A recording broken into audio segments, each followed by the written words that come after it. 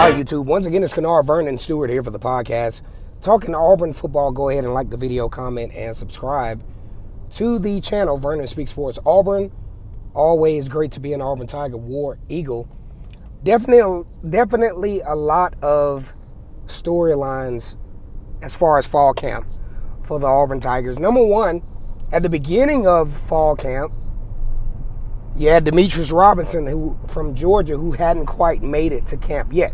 Now, that's a cause for concern for that time, because now you got Eric Gilbert, who was an LSU transfer that was coming to Georgia.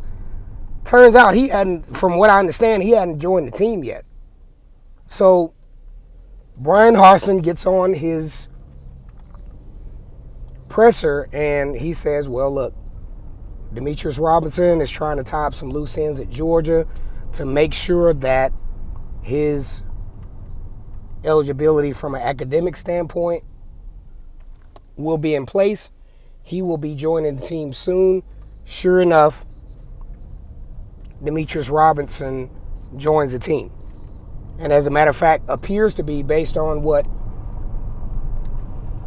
social media outlets would output, he's actually looking like he might be one of the featured receivers on this particular football team, considering the youthfulness of the receivers that are in place.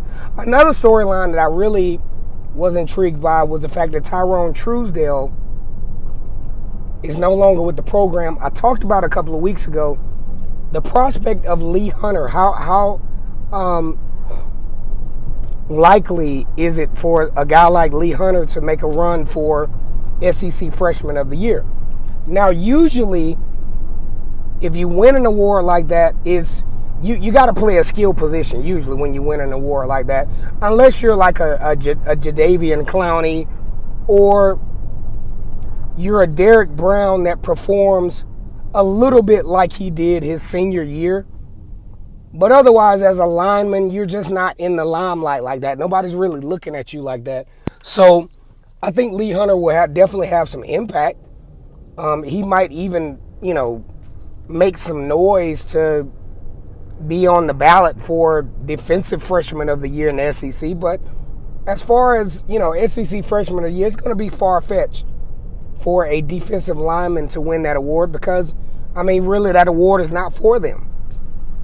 Now, could he make the all-SEC freshman team? I think so. He has the opportunity, especially since Tyrone Truesdale won't be on the scene. And if we really think about it, as far as storylines go, I think the biggest storyline for me, this is not a mainstream storyline, I think the most profound storyline for me is these coaches and their developmental tactics. I get a good feel of energy from this so far. And I really like the potential synergy. Synergy meaning a bunch of folks coming together to make something good happen. Look it up, Stephen Covey's 7 Habits of Highly Successful People. I really think this is a situation that could be like 2010, where there was such good chemistry among the coaches.